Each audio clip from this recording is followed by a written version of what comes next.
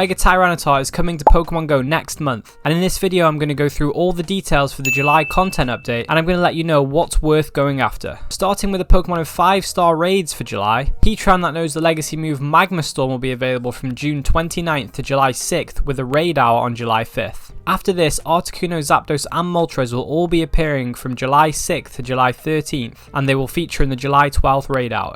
After this, Regieleki will be in 5-star raids for the first time on July 13th to July 25th, with a raid hour on July 19th. Then Regidrago will be taking over in 5-star raids for the first time from July 25th to August 4th, and it'll have a raid hour on July 26th. In Mega Raids, we've got Mega Sableye making its debut from June 29th to July 6th. Then Mega Blastoise will be taking over till July 13th.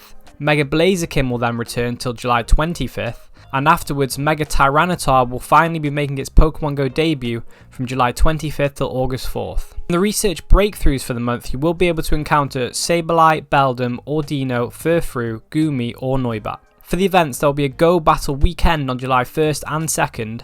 The 7th anniversary party will be taking place from July 6th to July 12th. Squirtle Community Day Classic will be on July 9th. The Catching Some Z's event will be on July 15th and 16th. There will also be a Riolu Hatch Day on July 22nd. Adventure Week will be taking place during this month on July 27th till August 7th.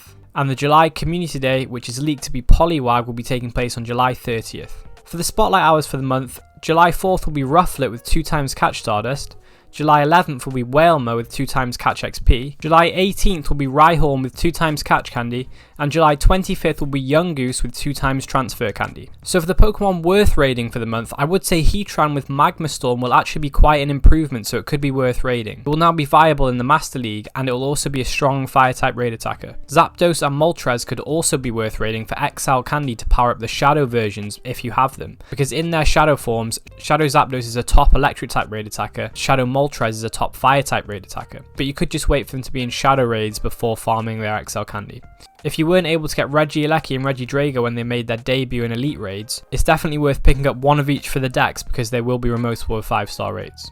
However, they are not meta relevant at the moment, but it could change in the future if they get some different moves. As Mega Sableye is debuting, it's worth getting enough to Mega Evolve 1 for the decks, but it's unfortunately not really worth raiding other than that. Mega Blastoise will be worth raiding because it's the 3rd best water type raid attacker, and with Squirtle Community Day coming up on July 9th, it will be much easier to max out with all the candy that you'll get from that day. Mega Blaziken is definitely worth picking up if you haven't got one already. It is the 2nd best fire type raid attacker and is currently the best fighting type raid attacker. Mega Tyranitar is definitely worth picking up because it will be the top dark type raid attacker and it will be the top rock type raid attacker in the game, so you definitely don't want to miss out on getting Mega Tyranitar. For the research breakthrough encounters, the highlights are Beldum, as Metagross is the strongest steel type raid attacker in the game and it has a Mega on the way at some point. Plus Metagross is also good in PvP, being ranked 35 in the Master League in its regular form and ranked 70 in its Shadow form. Other than that, Goomy and Noibat could be of interest because they are rare spawns in the wild, and you might need more candy to evolve them for the decks, especially Noibat, with it being 400 candies to get Noivern, and if you miss the community day, it would be pretty difficult to get those 400 candies.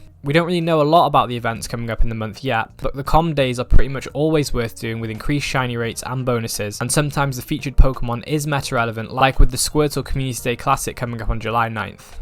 We don't know much about the Riolu Hatch Day on July 22nd yet, but most likely it will be worth it because Lucario is a top fighting type raid attacker and it will be even better when its Mega is released. Riolu is hard to get outside of events, so it's definitely worth doing this event if you're after some. Also, I imagine there will be increased shiny rates during this day, although this isn't confirmed. For the spotlight hours, the one that I would focus is the Rhyhorn one, which is worth it because Rhyperior is a top ground and rock type raid attacker, and the 2x candy will be really nice paired with peanut berries. So that's the July content update for Pokemon GO. I'll let you know as soon as we have any more details about the events and other things that are going on during the month. Let me know in the comments what you think about this content update, and as always, like and subscribe, and I'll catch you in the next one.